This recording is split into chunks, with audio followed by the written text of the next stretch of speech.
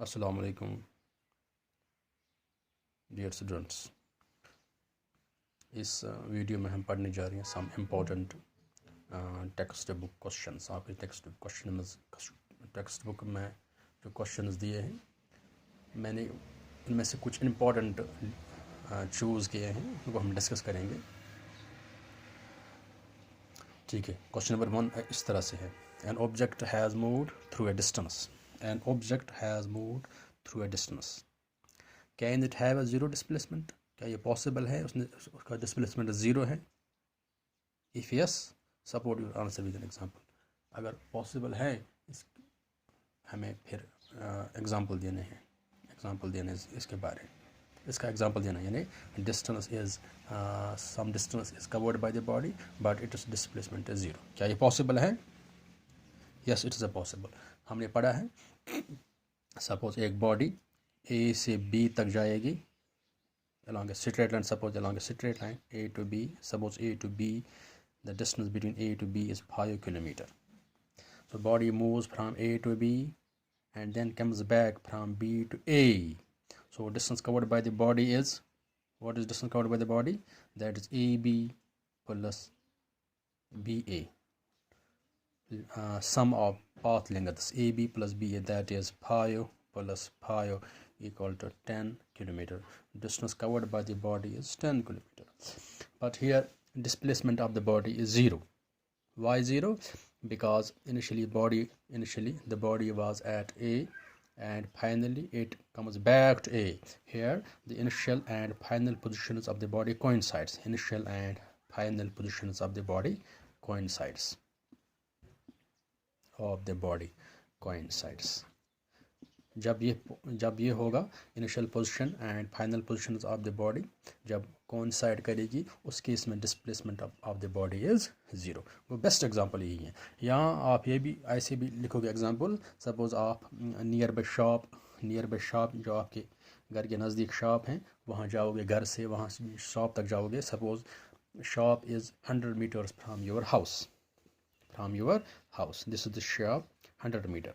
सो आप शॉप पर जाओगे, आपने 100 मीटर डिस्टेंस कवर की है। फिर घर जाओगे, बैक वापस जाओगे तो अगेन आपने 100 मीटर डिस्टेंस कवर किया है। सो 100 प्लस 100 हो गया 200। गो 200 metre is distance which you have covered while going from your house to nearby shop and return to your house from the shop. So in that case you have covered 200 meter distance, but the displacement is 0. Why? Because initial and final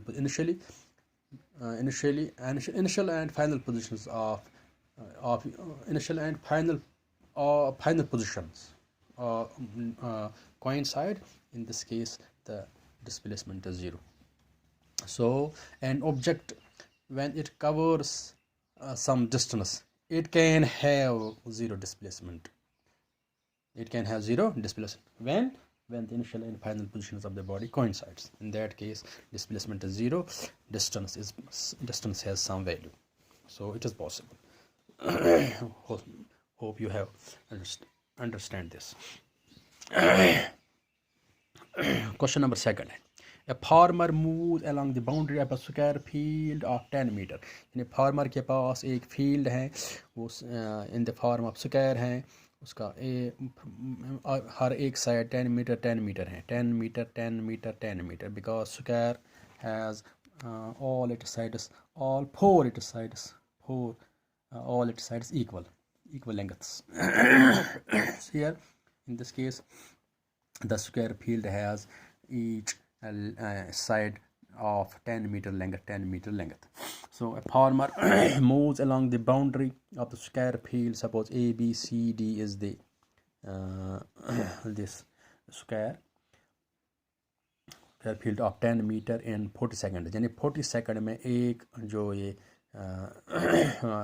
round करता है 40 seconds में complete round. What will be the magnitude of displacement of the farmer at the end of 2 minutes 20 seconds. अगर ये 2 minute और 20 seconds time में इस field के side में चलता है, आपको बताना है at the end of 2 minutes and 20 seconds इसका डिस्प्लेसमेंट आपको बताना है। ठीक, ये कैलकुलेट करना है, आसान है।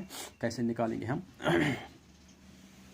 हम पहले लिखेंगे ABCD is the square shaped field, square shaped field, length of each side is length of each side of square that is 10 metre which is वो गिवन, दैट इज गिवन। ये भी गिवन है time for 1 round, time taken by the farmer to complete time for 1 round कितना है, that is 40 second, यानी in 40 seconds it completes 1 round through this field, 40 second में एक round complete करता है। टोटल टाइम हमें टोटल टाइम क्या है 2 मिनट्स, यानी 2 मिनट एंड 20 सेकंड तक ये मूव करता है इस स्क्वायर फील्ड के बाउंड्री में। ठीक, अब हम कन्वर्ट करेंगे मिनट को 2 × 60 प्लस को 20 सेकंड्स हो गया 120 प्लस 20 हो गया 140 सेकंड। गो 140 सेकंड तक ये मूव करता है इस फील्ड के बाउंड्री में, field this around this field 140 seconds. ठीक, सॉरी ऐसे मूव करेंगे हम। ठीक है, go total time taken by the farmer is 140 seconds. अब हम निकालेंगे कितना राउंड करते हैं complete, number of rounds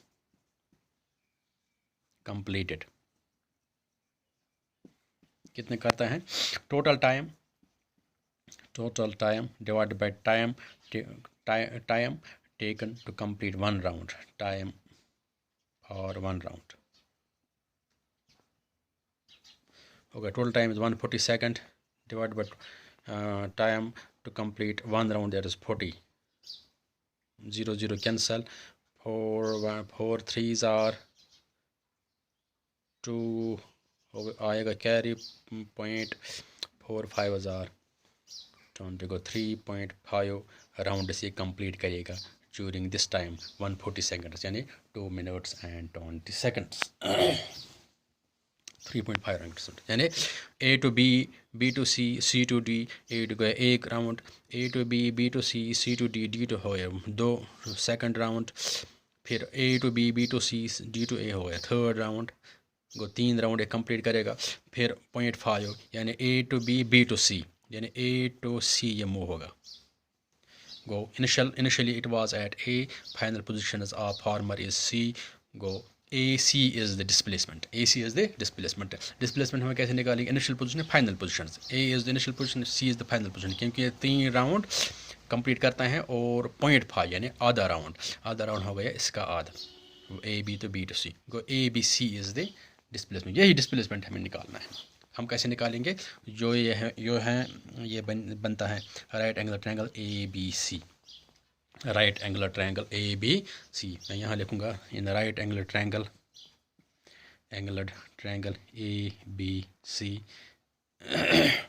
using Pythagoras theorem, Pythagoras theorem वो क्या बोलता है,